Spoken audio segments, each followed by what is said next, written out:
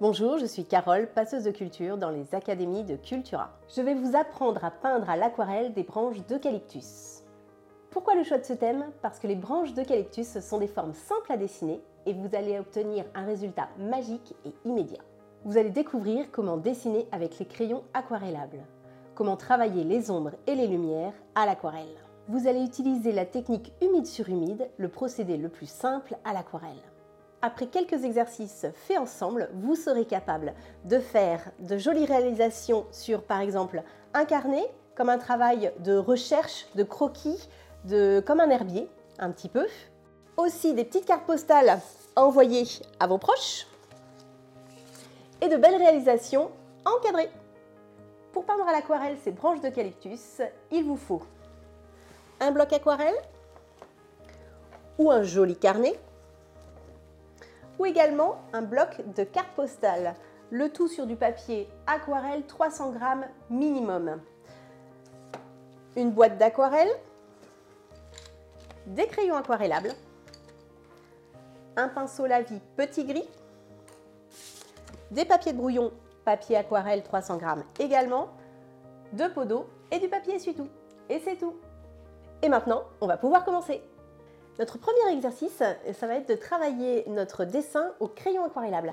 Les branches d'eucalyptus sont une couleur verte, bleue, grise. Donc on va travailler avec un crayon aquarellable bleu foncé. Je vais commencer d'abord par dessiner ma branche. Vous pouvez la faire un petit peu courbée.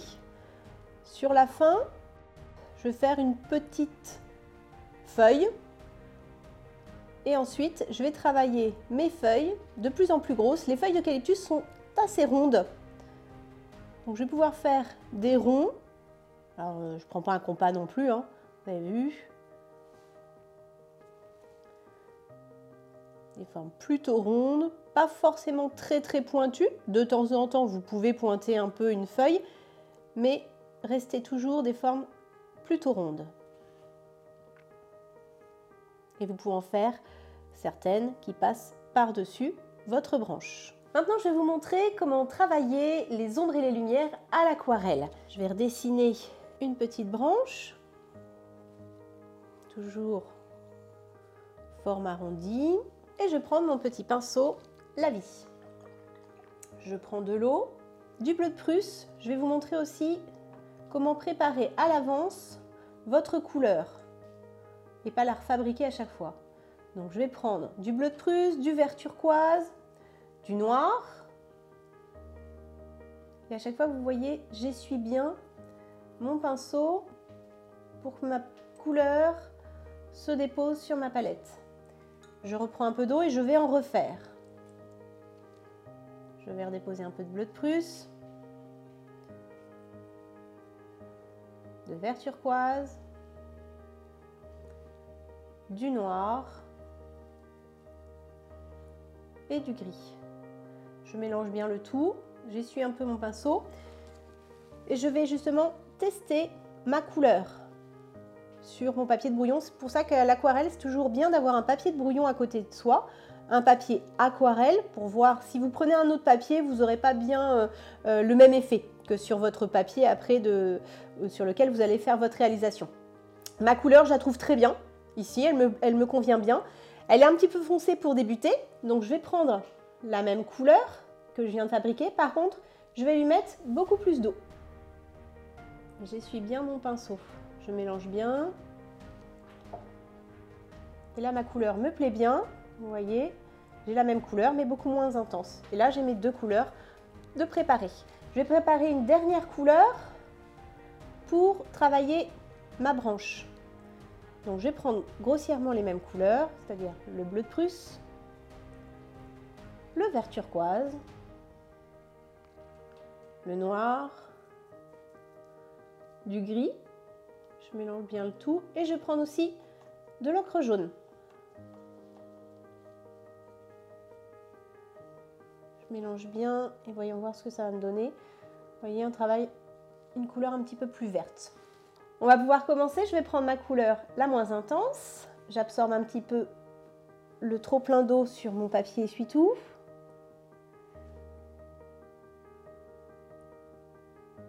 et je pose ma couleur sur mes feuilles. Et tout de suite, je vais prendre ma couleur la plus intense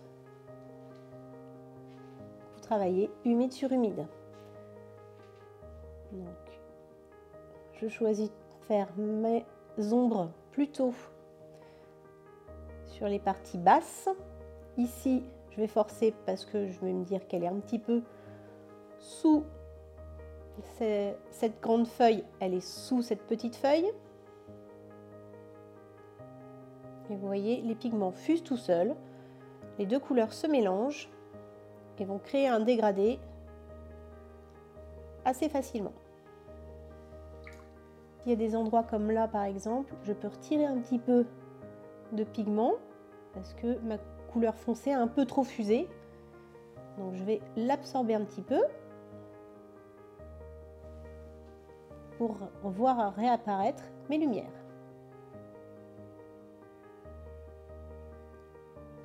Donc là, à chaque fois, vous voyez, avec le papier essuie-tout, j'absorbe mon humidité sur du pinceau. Si je veux, je peux forcer un petit peu, je peux reprendre, si j'ai plus de couleurs fabriquées, je peux les reprendre directement dans la palette pour forcer un petit peu par endroit. Et puis avoir un peu plus de nuances, c'est-à-dire à certains endroits je suis un peu plus vert, à d'autres endroits je suis un petit peu plus bleu ou plus gris. Là je vais retirer un petit peu pour avoir un peu plus de nuances sur cette feuille-là. Et je laisse sécher avant de travailler les branches. Je vais vous montrer comment faire vos branches. La même couleur que les feuilles, mais avec un petit peu d'ocre. J'en prends très peu, j'essuie même un petit peu la pointe de mon pinceau. Et je vais travailler très fin, donc je prends mon pinceau très droit pour garder la pointe très fine de mon pinceau. C'est là où c'est important que votre aquarelle soit sèche. C'est, vous voyez, quand je passe ma branche sur une feuille, il faut que ce soit bien sec, sinon votre couleur va fuser. Je peux la faire rentrer un petit peu sur les feuilles.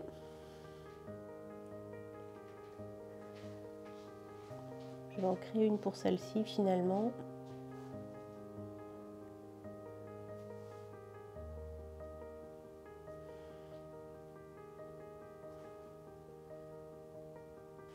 Et voilà, vous voyez, c'est tout simple. Dernier exercice, je vais vous montrer comment faire les veines sur les feuilles. Je vais prendre mon pinceau humide avec un petit peu d'eau, je l'estompe même un petit peu mon eau et je vais venir retirer un petit peu de couleur sur mes feuilles, tout simplement. Je redilue mon aquarelle, plutôt dans le sens de la feuille vers la branche. J'insiste un petit peu pour bien rediluer mon aquarelle. Alors évidemment, vous voyez que ça soit un peu plus sur des couleurs plus foncées. Maintenant, on va pouvoir passer à la réalisation. On commence comme tout à l'heure par notre dessin en faisant d'abord une branche, une petite feuille au bout, deux petites feuilles rondes. Et après, toujours des formes plutôt arrondies, de plus en plus grosses.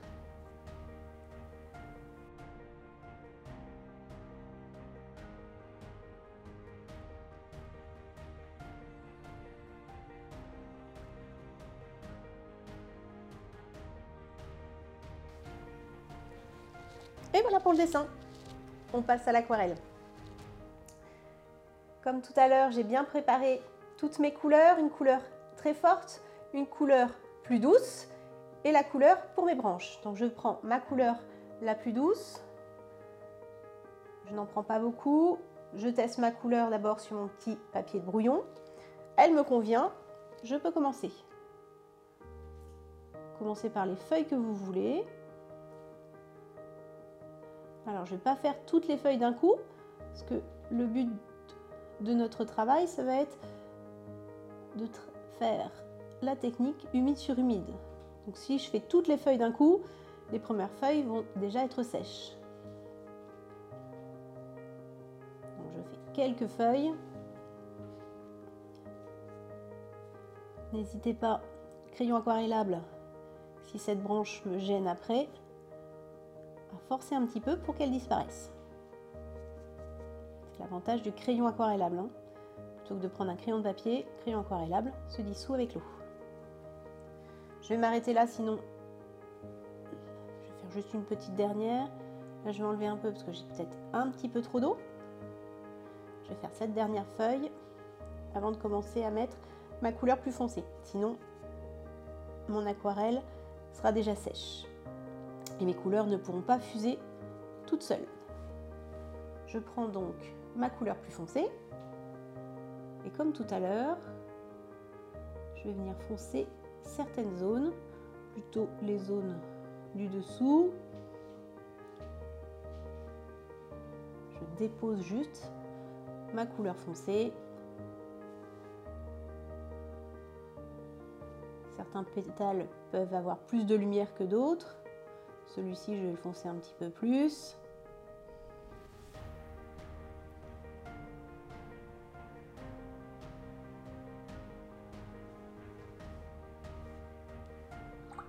Si le papier avait commencé, vous voyez, un peu à sécher ici, je vais juste remettre un petit peu d'eau.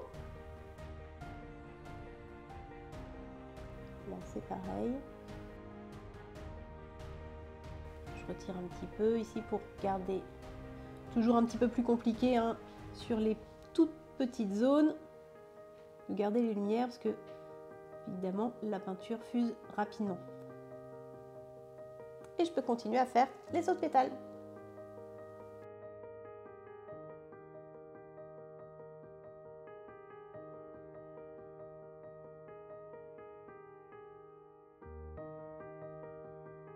Dernière, je vais refaire.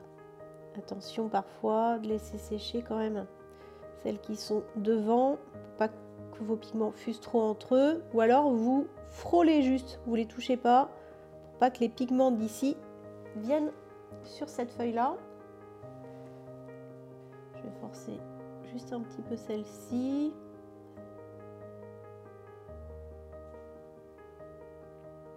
Vous pouvez toujours foncer l'aquarelle, par contre l'éclaircir ça peut être un petit peu compliqué une fois qu'elle est posée. Celle-ci je peux l'éclaircir un petit peu parce que le pigment n'est pas tout à fait sec, donc je peux en retirer un petit peu. Voilà, avant de terminer vous vérifiez bien, vous réajustez certains pétales. Maintenant on laisse sécher. Maintenant je vais passer aux branches. Normalement j'avais déjà de la couleur de prête, j'estompe un petit peu l'humidité sur mon papier essuie-tout, pas en avoir trop. Mon pinceau bien droit pour garder ma mine bien pointue. Et je vais passer sur certaines feuilles. D'autres, la branche passe derrière. Varier un petit peu, hein. Vous voyez l'avantage de ce pinceau, c'est que ça garde bien la couleur pendant un moment. Forcer un petit peu sur celle-ci. Ici, vous voyez, je suis passée alors que ma feuille n'était pas tout à fait sèche. Donc ça ne me plaît pas. Ce que je vais faire, c'est je vais juste l'atténuer. Voilà pour mes branches. Maintenant, on passe aux veines. Je prends un petit peu d'eau. De l'eau propre, ça sera mieux. Pas trop, donc j'absorbe le petit trop plein d'humidité de mon pinceau sur le papier essuie-tout.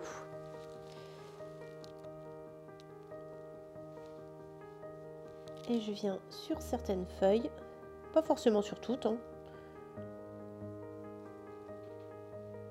retirer de la pigmentation pour voir ma veine.